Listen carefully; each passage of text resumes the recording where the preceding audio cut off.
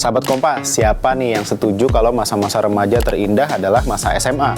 Di masa itu biasanya drama-drama kehidupan mulai menyapa seiring beban belajar yang makin berat. Nah, siapa di antara sahabat Kompas yang sampai harus belajar hingga larut malam demi mengejar masuk kelas IPA? Penyebabnya informasi yang tidak sepenuhnya benar bahwa masuk kelas IPA bukti kepintaran dan jaminan kesuksesan. Nah, mulai tahun ajaran baru 2024-2025, Kemendikbudristek resmi menghapus sistem penjurusan IPA, IPS, dan Bahasa di tingkat SMA. Kebijakan ini merupakan bagian implementasi kurikulum Merdeka yang sudah ditetapkan sebagai kurikulum nasional. Kira-kira bakal ada bedanya nggak ya masa-masa di SMA tanpa penjurusan? Yuk kita simak di Bahas Peristiwa. Kepala Badan Standar Nasional Kurikulum dan Asesmen Pendidikan Kemendikbudristek Anindito Aditomo pada Kamis 18 Juli 2024 menjelaskan kebijakan penghapusan penjurusan SMA sudah diterapkan secara bertahap sejak 2021. Kemudian pada 2022, kurikulum Merdeka sudah diterapkan di 50% sekolah di seluruh Indonesia. Selanjutnya pada tahun ajaran 2024-2025 ini, tingkat penerapan kurikulum Merdeka mencapai 90 hingga 95% untuk SD, SMP, dan SMA atau SMK. Penjurusan di SMA pun otomatis dihapuskan dan siswa bebas memilih mata pelajaran sesuai minatnya. Nah, jadi praktiknya gini, misalnya seorang murid yang mau kuliah di program studi teknik bisa memakai jam pelajaran pilihan untuk mata pelajaran matematika tingkat lanjut dan fisika tanpa harus mengambil mata pelajaran biologi. Begitu juga sebaliknya, murid yang berminat kuliah di kedokteran bisa menggunakan jam pelajaran pilihan untuk mapel biologi dan kimia tanpa harus mengambil mapel matematika tingkat lanjut. Dengan begitu, murid bisa lebih fokus untuk membangun basis pengetahuan yang relevan untuk minat dan rencana studi lanjutnya. Kemendikbudristek menilai hal ini bakal sulit dilakukan kalau murid masih dikelompokkan ke dalam jurusan IPA, IPS, dan Bahasa. Memang bagaimana sih awalnya ada penjurusan di SMA?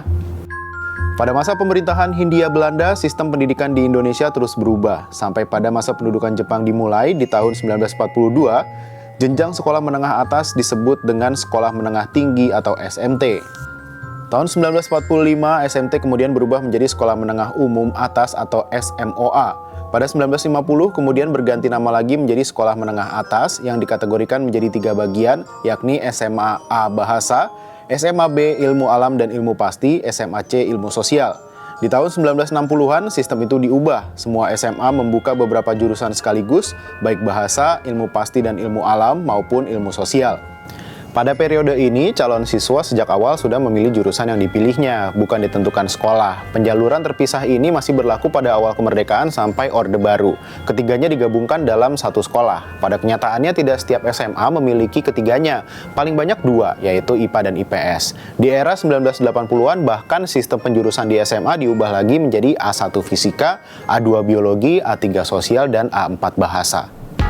Nah, di kurikulum 2013 baru mulai ada perubahan, di mana tidak lagi menggunakan istilah penjurusan, tetapi kelompok peminatan, yaitu kelompok peminatan matematika dan IPA, IPS, kemudian bahasa dan budaya. Kurikulum 2013 juga memberi kesempatan bagi mereka untuk mengambil mata pelajaran di luar bidang kelompok ilmunya. Siswa di kelompok IPA mengambil pelajaran IPS atau bahasa dan sebaliknya. Guru Besar Emeritus Universitas Pendidikan Indonesia S. Hamid Hasan berpendapat penjurusan di SMA sebenarnya didasarkan pada pembagian minat yang tidak berdasarkan kenyataan kuat. Pembagian tersebut lebih berdasarkan pada pembagian filosofi ilmu, bukan pada teori psikologi ataupun pendidikan. Nah, sayangnya minat seseorang tidaklah terbagi berdasarkan pembagian disiplin ilmu. Persoalan penjurusan itu juga menunjukkan mereka yang berminat ke IPA tidak berminat ke ilmu-ilmu sosial atau ke bahasa dan sebaliknya. Persoalan lain penjurusan di SMA berkaitan dengan sistem penerimaan calon mahasiswa di perguruan tinggi. Sebenarnya, kebijakan membebaskan jurusan tersebut untuk mendaftar kuliah sudah mulai longgar sejak 1990-an. Para pendaftar perguruan tinggi negeri dari jurusan IPA boleh memilih IPS dan bahasa atau dulu masuk kategori ilmu pengetahuan campuran atau IPC. Calon mahasiswa dari IPS juga boleh memilih, tetapi dengan keterbatasan jumlah pilihan. Jelas bahwa hingga masa ini, calon mahasiswa dari jurusan IPA seolah lebih diistimewakan. Penghapusan penjurusan juga dinilai akan mereduksi diskriminasi murid jurusan non-IPA dalam seleksi nasional.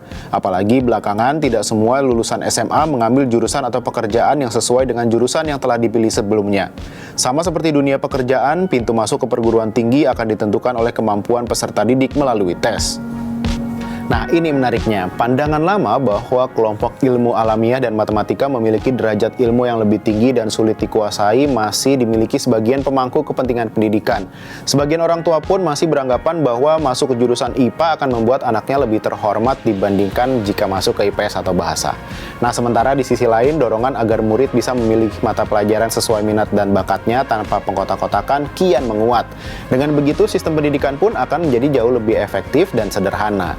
Kalau menurut sahabat Kompas, gimana? Apakah penghapusan penjurusan di SMA bakal meningkatkan mutu pendidikan di Indonesia?